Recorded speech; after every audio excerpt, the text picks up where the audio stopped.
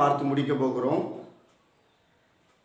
ஆளுகையையும் பொறுப்பையும் அறியாமல் இருத்தல். ஒரு கம்பெனியில், ஒரு நிர்வாகத்தில் ஒரு மேனேஜர் பொறுப்பு கொடுத்துருக்காங்கன்னா, அந்த கம்பெனி சக்ஸஸாக போச்சுன்னா, டார்கெட் அச்சீவ் பண்ணிச்சுன்னா, அந்த இலக்கை அடைந்தார்கள் என்றால் அது முழு வெற்றிக்கும் காரணகர்த்தா யாருன்னா அந்த ஸ்டோர் மேனேஜர் தான், அந்த நிர்வாக பொறுப்பாளர் தான்.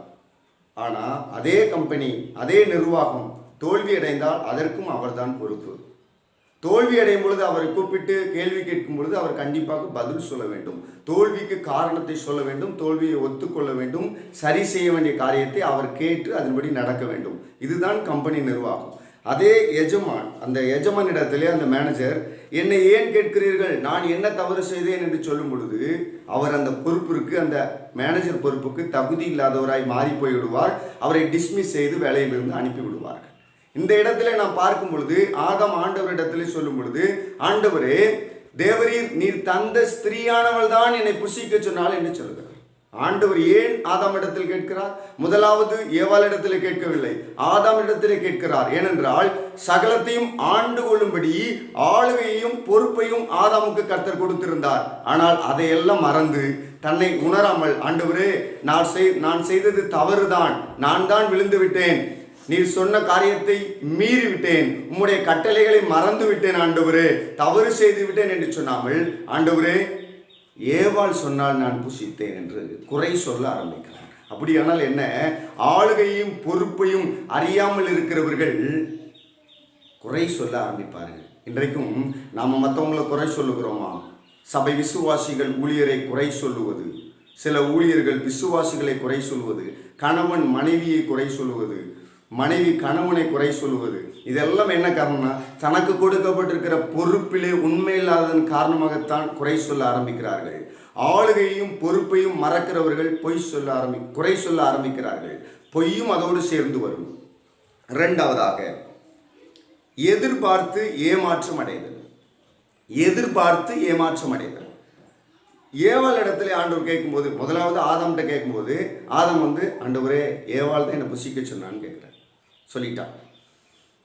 ரெண்டாவதாக ஏவாள்கிட்ட ஆண்டவர் கேட்குறாரு, ஏன் இப்படி செய்தா என்று கேட்கும் பொழுது ஏவாள் சொல்லுகிறாள், ஆண்டவரே சர்ப்பம் என்னை வஞ்சித்தது, நான் புசித்தேன் என்று சொல்லுகிறாள். சர்ப்பம் என்னை வஞ்சித்தது என்று சொல்லுகிறாள். இந்த இடத்துல ஆதாம் தான் காரணம் சொல்லலை, சர்ப்பத்தை பழி போடுகிறாள். சர்ப்பம் தான் என்னை வஞ்சித்தது. இன்றைக்கும் அநேக கிறிஸ்தவர்கள், ஏன் நீங்கள் சரியாக ஆராதனைக்கு வரமாட்டேங்கிறீங்க, ஏன் ஜெபிக்க மாட்டேங்கிறீங்க, ஏன் இப்படி பின்மாற்றம் அடைந்த மாதிரி இருக்கிறீங்க, ஏன் சோர்ந்து போயிருக்கிறீங்கன்னு சொன்னபோது அவங்க சொல்லுகிற காரியம் என்ன? நான் நல்லா தான் இருக்குன்னு நினைக்கிறேன், ஆனால் இந்த பிசாசு பண்ணுற வேலை ரொம்ப பண்ணுறான், இந்த பிசாசு போட்டு அலக்கழிக்கிறான், இந்த பிசாசு ஆண்டவருக்குள்ளே நெருங்க விட மாட்டேங்கிறான் என்று சர்ப்பத்தின் மேல், சர்ப்பத்தின் ஆவியின் மேல், பிசாசின் மேல் பழி போடுகிறாங்க. வேத வசனம் சொல்லுகிறது, நீங்கள் பிசாசுக்கு இடம் கொடாமலும் இருங்கள் என்று சொல்லுகிறது. பிசாசுக்கு இடம் கொடுத்தா மாத்திரம்தான் வருவானே தவிர, நாம் பிசாசுக்கு எதிர்த்து நிற்கும் பொழுது அவன் ஓடி போவான். எதிர்பார்த்து ஏமாற்றம் அடைதல். ஏவாள் சர்ப்பத்தை ஏன் குறை சொன்னான் என்றால், எதிர்பார்த்து ஏமாற்றம் அடைந்தாள். என்ன எதிர்பார்ப்பு? சர்ப்பம் ஏவாளிடத்துல பேசின காரியம் என்ன? நீ இந்த கனியை புசித்தால் நீ சாகவே சாவதில்லை, நீ இந்த பூமியிலே இருப்பாய், இந்த பூமியிலே நிரந்தரமாய் இருப்பாய், இந்த பூமியிலே சாவதில்லை, சாவாமை என்கிற புது நூதன சத்தியத்தை நான் உனக்கு கொடுக்கிறேன், நீ கண்டபடி வாழ்ந்தால் நிச்சயமாய் பூமியிலே சாவதில்லை என்று சொன்னான். சர்ப்பம் சொன்னதை ஏவாள் அப்படியே நம்பினாள், எதிர்பார்த்தாள், ஏற்றுக்கொண்டாள். இரண்டாவதாக நீ தேவர்களைப் போல இருப்பாய் என்கிற ஒரு பெருமையை சொன்னது, அந்த பெருமையிலும் ஏவாள் விழுந்து போனாள். இதில் ஒன்று நடக்காம நிர்வாணிகளாய் மாறி தோட்டத்திலே ஒளிந்து கொண்டிருந்த போது எதிர்பார்த்த காரியம் ஏமாற்றமாய் முடிந்ததினால் அவள் சர்ப்பத்தை குறை சொல்ல ஆரம்பிக்கிறாள். இன்றைக்கும் வாழ்க்கையிலே அநேகர் குறை சொல்லுகிற காரியம் என்ன தெரியுமா? எதிர்பார்த்து கிடைக்கலன்னா ஏமாற்றம் என்று சொல்லுவது. எதிர்பார்ப்பார்கள், நல்லவர்கள் என்று சொல்வார்கள், என் வாழ்க்கையில் இவங்க தான் மெயின்னு சொல்லுவாங்க, ஆனால் அவங்க தான் குறை சொல்லுவாங்க.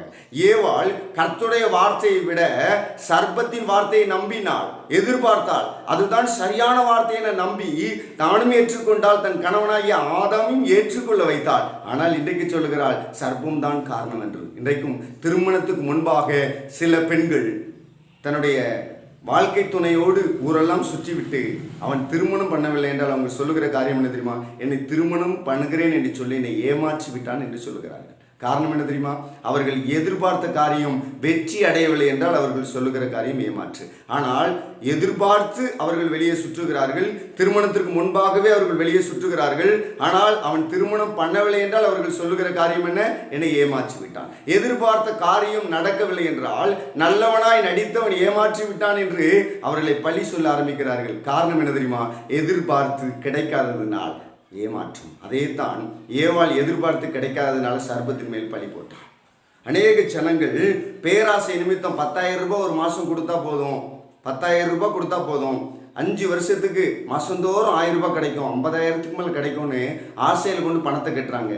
2 மாதம் வருது, 3 மாதம் வருது, அந்த கம்பெனியே கூட்டிகிட்டு ஓடி போயிடுறான். அவங்க சொல்கிற காரியம் என்ன தெரியுமா? என்னை அந்த கம்பெனிக்காரை ஏமாற்றிட்டான். அவன் ஏமாற்றுறதை விட நீங்கள் ஏமாந்து விட்டீர்கள். அதுதான் காரணம். ஏன் தெரியுமா?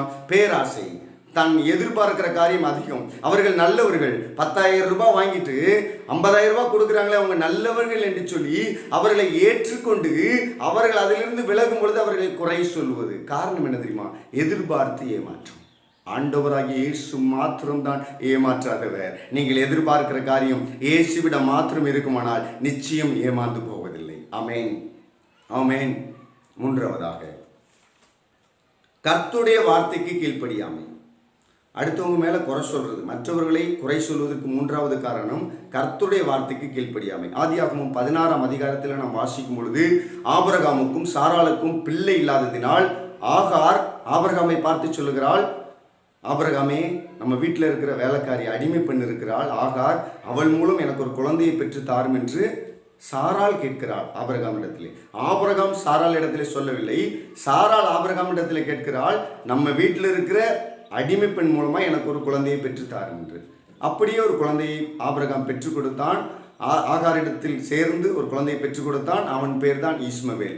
இஸ்மவேல் பிறந்த பின்பாக அந்த ஆகார் சாராளை அற்பமாக எண்ண ஆரம்பிக்கிறாள். அற்பமாக எண்ணும் பொழுது ஆதியாகமம் 16ஆம் அதிகாரம் 5ஆம் வசனத்திலே சாராள் ஆபிரகாமை பார்த்து சொல்லுகிற வார்த்தை என்ன தெரியுமா? எனக்கு நேரிட்ட அநியாயம் உமது மேல் சுமரும். எனக்கு நேரிட்ட அநியாயம் உமது மேல் சுமரும். யாருக்கு நேரிட்ட அநியாயம்? சாராளுக்கு நேரிட்ட அநியாயம் ஆபிரகாம் மேல் சுமரும். கல்யாணம் பண்ண சொன்னது யாரு? சாராள். அவர்கள் மூலம், ஆகார் மூலம் ஒரு குழந்தையை பெற்றெடுக்க சொன்னது யாரு? சாராள். ஆனால் இன்னைக்கு அற்பமாய் ஆகார் எண்ணும் பொழுது, ஆகார் சாராளை அற்பமாய் எண்ணும் பொழுது ஆபிரகாமை பார்த்து சொல்லுகிற காரியம் என்ன தெரியுமா? எனக்கு நேரிட்ட அநியாயம் உமது மேல் சுமரும். இதற்கெல்லாம் காரணம் தெரியுமா? கர்த்தருடைய வார்த்தைக்கு கீழ்ப்படியாம அதை மீறி நடந்துவிட்டு தன்னை நியாயப்படுத்தும்படி சொல்லுகிற காரியம் தான் இது. கர்த்தருடைய வார்த்தை, கர்த்தர் நிச்சயமா எனக்கு குழந்தையை தருவார் என்று சாராள் நம்பிக்கையா இல்லாததினால் தன்னுடைய அடிமை பெண் மூலமாய் குழந்தையை பெற்றெடுத்தாள். ஆனால் சொல்லுகிற காரியம் என்ன? எனக்கு நேரிட்ட அநியாயம் உமது மேல் சுமரும். எப்படி பாருங்க, அடுத்தவங்க மேலே குறை சொல்கிறேன். தான் தான் அந்த குழந்தை பெற்றுக்கொள்வதற்கு காரணக்கர்த்தா, தான் தான் இஸ்மவேல் பிறப்பதற்கு காரணம். ஆனால் குறை சொல்வது யாரை? ஆபிரகாமை குறை சொல்கிறார்கள். இன்றைக்கும் தானே முடிவெடுத்து விட்டு அநேகர் மற்றவர்களை குறை சொல்லிக் கொண்டிருக்கிறார்கள். காரணம் என்ன தெரியுமா? கர்த்தருடைய வார்த்தைக்கு கீழ்ப்படியாமை. ஏதேன் தோட்டத்திலும் கர்த்தருடைய வார்த்தைக்கு கீழ்ப்படியாமல் ஆதாமும் ஏவாளும் கனியை புசித்ததினால் அவர்கள் ஒருவருக்கொருவர் மாற்றி குறை சொல்ல ஆரம்பித்தார்கள். ஆதாம் ஏவாளையும், ஏவாள் சர்ப்பத்தையும் குறை சொன்னார்கள். இங்கே பார்த்தீர்களானால் சாராள் ஆபிரகாமை குறை சொல்ல ஆரம்பிக்கிறார். கர்த்தருடைய வார்த்தைக்கு யாரெல்லாம் கீழ்ப்படியவில்லையோ அவர்கள் நிச்சயமாய் குறை சொல்ல ஆரம்பிப்பார்கள். இன்றைக்கும் இது பார்த்து கொண்டிருக்கிற, கேட்டுக்கொண்டிருக்கிற தேவஜனமே, உங்கள் வாழ்க்கையிலே உங்களோடு கூட இருக்கிறவர்கள் குறை சொல்லி திரிகிறார்களா? நிச்சயமாக அவர்கள் கர்த்தருடைய வார்த்தையை கீழ்ப்படியாதவர்கள். கர்த்தருடைய வார்த்தைக்கு கீழ்ப்படிந்து நடக்கிறவர்கள் நிச்சயமாய் மற்றவர்களை குறை சொல்லுவதில்லை, குறை சொல்லி பேசுவதில்லை. யாரெல்லாம் குறை சொல்லுகிறார்களோ அவர்கள் கர்த்தருடைய வார்த்தைக்கு மீறி நடக்கிறவர்களாய் இருக்கிறார்கள். நான்காவதாக, தன்னை நீதிமானாய் காட்ட நினைப்பவர்கள் குறை சொல்லுகிறார்கள். தன்னை நீதிமானாய் காட்ட நினைக்கிறவர்கள் மற்றவர்களை குறை சொல்லுகிறார்கள். லூக்கா எழுதின சுவிசேஷம் 18ஆம் அதிகாரம் 10ஆம் வசனம் முதல் நாம் வாசித்து பார்க்கும் பொழுது அந்த இடத்துல 2 பேர் ஜெபிக்கிறார்கள். ஒன்று பரிசேயன், என்றொன்று ஆயக்காரன். ஆயக்காரன் ஜெபிக்கும் பொழுது எப்படி ஜெபிக்கிறான் என்றால், வானத்துக்கு நேராக தன் கண்களை ஏறெடுக்க துணியாமல் தன் மார்பிலை அடித்துக்கொண்டு, ஆண்டவரே பாவியாக என் மேல் கிருபையாயிரும் என்று ஆண்டவரிடத்தில் தன் பாவங்களை அறிக்கையிட்டு உண்மையாய் தன்னை அர்ப்பணிக்கிறான். ஆண்டவராகிய கர்த்தர் அவனுக்கு இரக்கம் செய்கிறார். அதே இடத்திலே பரிசேயன் ஜெபிக்கும் பொழுது, ஆண்டவரே, அநியாயக்காரர், விபச்சாரக்காரர் அப்படி போல நான் இல்லை, அதனால நான் உண்மை ஸ்தோத்திரிக்கிறேன், நான் வாரத்தில் 2 நாள் உபவாசம் பண்ணுகிறேன், நான் சரியா தசமாவும் கொடுக்கிறேன், நான் இப்படி இருக்கிறேன் என்று தன்னுடைய நிறைவை சொல்லிக்கொண்டு, தன்னை நீதிமானாக காட்டிக்கொண்டு, தன்னுடைய குறைகளை அறிக்கையிடாமல் மற்றவர்கள் தவறை சுட்டி காட்டிக்கொண்டு மற்றவர்களை குறை சொல்லிக்கொண்டு தெரிகிற அந்த பரிசேயர்கள் தன்னை நீதிமானாய் காட்டும்படி குறை சொல்கிறார். 4 காரியங்களை பார்த்திருக்கிறோம். ஆளுகையையும் பொறுப்பையும் அறியாமல் இருப்பவர்கள் ஜனங்களை குறை சொல்லுகிறார்கள், மற்றவர்களை குறை சொல்லுகிறார்கள். 2வதாக, எதிர்பார்த்து ஏமாற்றம் அடையும் பொழுது மற்றவர்களை குறை சொல்லுகிறார்கள். 3வதாக, கர்த்தருடைய வார்த்தைக்கு கீழ்ப்படியாதவர்கள் நிச்சயமாய் மற்றவர்களை குறை சொல்ல ஆரம்பிக்கிறார்கள். 4வதாக, தன்னை நீதிமானாய் காட்ட நினைப்பவர்கள் குறை சொல்லுகிறார்கள். உலகத்திலே உலக மனிதர்களே மற்றவர்களை குறை சொல்வதை தவிர்த்திருக்கும் பொழுது தேவஜனமாகிய நாம் எவ்வளவாய் இருக்க வேண்டும் என்பதை நாம் சிந்தித்து பார்க்க வேண்டும். மறைந்த ஜனாதிபதி அப்துல் கலாம் அவர்கள் பூமியிலே வாழ்ந்தபோது, அவர் விஞ்ஞான துறையில் இருந்தபோது அவருக்கு ஒரு ப்ராஜெக்ட் கொடுக்கப்பட்டது. அந்த விஞ்ஞான துறையிலே அவர் அதில் வெற்றி பெற்றார். அவருக்கு அதில் பாராட்டு கொடுக்கும்படி ஸ்டேஜில் அழைத்த போது மேடையிலே அவருக்கு பரிசளிக்கப்பட்டது. அந்த பரிசை வாங்கும்போது அந்த பரிசை அவர் தனக்காக ஏற்றுக்கொள்ளவில்லை, தன்னோடு கூட பணிபுரிந்தவர்களை அழைத்து, இது எனக்கு கிடைத்த பரிசு அல்ல, இந்த வெற்றிக்கு நான் காரணம் அல்ல, என்னோடு பணிபுரிந்த எல்லாரும் காரணம் என்று சொல்லி அவர்கள் எல்லாரும் கூட்டு முயற்சியினால் தான் நாங்கள் வெற்றி பெற்றோம் என்று சொன்னார். இன்னொரு முறை அதே போல் ஒரு ப்ராஜெக்ட் கொடுக்கும்பொழுது அது தோல்வி அடைந்தது. தோல்வி அடைந்த போது அப்துல் கலாமை கூப்பிட்டு, ஏன் இந்த ப்ராஜெக்டிலே தோல்வி அடைந்தீர்கள் என்று கேட்டபோது அவர்கள் தன்னோடு பணிபுரிந்த யாரையும் குறை கூறவில்லை, நான் தான் இந்த தோல்விக்கு காரணம் என்று சொன்னார். அதற்கு அவர்கள் கேட்டபோது, வெற்றி அடையும் பொழுது எல்லாரையும் சொன்னீர்களே, தோல்வி அடையும் பொழுது நீங்கள் மாத்திரம் ஒத்துக்கொள்கிறீர்களே ஏன் என்று சொன்னபோது, நான் தான் தலைவராக இருக்கிறேன், நான் தான் அதிகாரியாக இருக்கிறேன், என்னை தான் நீங்கள் கேட்கிறீர்கள், நான் சரியாக மேற்பார்வை செய்யவில்லை, அதனால் தான் தோல்வி அடைந்தேன், தோல்வியை ஒப்புக்கொள்கிறேன் என்று சொல்லி அவர் ஏற்றுக்கொண்டார். இப்படி உலகம் மனிதர்களே இருக்கும் பொழுது தேவ பிள்ளைகளாகிய நாம் எவ்வளவாய் இருக்க வேண்டும் என்பதை நாம் சிந்தித்து நடப்பது அவசியமாய் இருக்கிறது. யூதா, ஆதியாகமம் 38ஆம் அதிகாரத்திலே யூதா தன்னுடைய மருமகள் விஷயத்திலே தவறு செய்து விடுகிறான், அறியாமல் தவறு செய்து விடுகிறான். அது அவனுக்கு தெரிய வரும் பொழுது அவன் சொன்ன காரியம் என்ன தெரியுமா? அவள் என்னிலும் நீதி உள்ளவள். யூதா சொன்ன வார்த்தை என்ன தெரியுமா? அவள் என்னிலும் நீதி உள்ளவள், என் மருமகளாகிய தாமார் என்னிலும் நீதி உள்ளவள் என்று சொல்லி யூதா அந்த இடத்திலே சொல்லுகிறான். நான் செய்த காரியம் தவறு என்று தன்னை அர்ப்பணிக்கிறவனா இருக்கிறான். அந்த யூதா கோத்திரத்தில் தான் இயேசு கிறிஸ்து பூமியிலே பிறந்தார். மற்றவர்களை குறை சொல்வதை கர்த்தர் ஒருபோதும் விரும்பவில்லை. ஏதேன் தோட்டத்திலே ஆதாமும் ஏவாளும் குறை சொன்னதினால்தான் அவர்கள் தோட்டத்திலிருந்து துரத்தப்பட்டார்கள். ஒரு நிர்வாகத்தில் வேலை செய்கிறவங்க பொறுப்பில்லாமல் பதில் சொன்னால் அதில் அவர்களை வைத்திருக்க முடியாது. ஏதேன் தோட்டத்திலே அவர்கள் பொறுப்பில்லாமல் சொன்னார்கள். காரணம் என்ன தெரியுமா? ஆளுகையும் பொறுப்பையும் மறந்து விட்டார்கள்.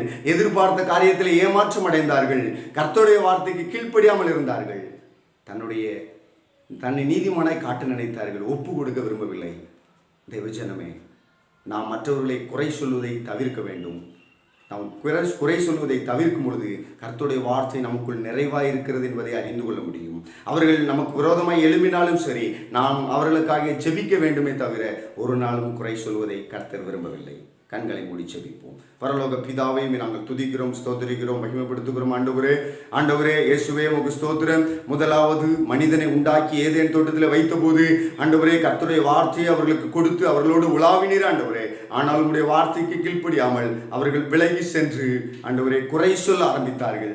அந்த குறை சொல்லுகிற காரியம் விட்டு விலகுகிற அனுபவம் எங்கள் வாழ்க்கையிலே எங்களுக்கு விரோதமாய் அநேகர் எழும்பினாலும், எங்களை வஞ்சிக்கும்படி வந்தாலும், எங்களை ஏமாற்றும்படி வந்தாலும், எங்களை ஆசை காட்டினாலும், இந்த உலகம்தான் நிரந்தரம் என்று காட்டினாலும், உன்னை பெரியாள் ஆக்குவேன் என்று சொல்லி உலகத்தின் பாதையில யார் எங்களை நடத்த நினைத்தாலும் நாங்கள் அதற்கு இடம் கொடுத்து விடாமல் உம்மை மாத்திரம் பற்றி கொண்டு யாரையும் குறை சொல்லாமல் ஆண்டவரே எல்லாருக்காகவும் ஜெபிக்கிற அனுபவத்தை எங்களுக்கு தந்து நடத்துகிறாங்க. ஆசீர்வதிப்பீராக. இதை கேட்டுக்கொண்டிருக்கிற பார்த்து கொண்டிருக்கிற ஒவ்வொருவரையும் ஆசீர்வதிங்க. இயேசுவின் நாமத்தில் ஜெபிக்கிறோம் நல்ல பிதாவே, ஆமென். கர்த்தர் உங்களை ஆசீர்வதிப்பார்.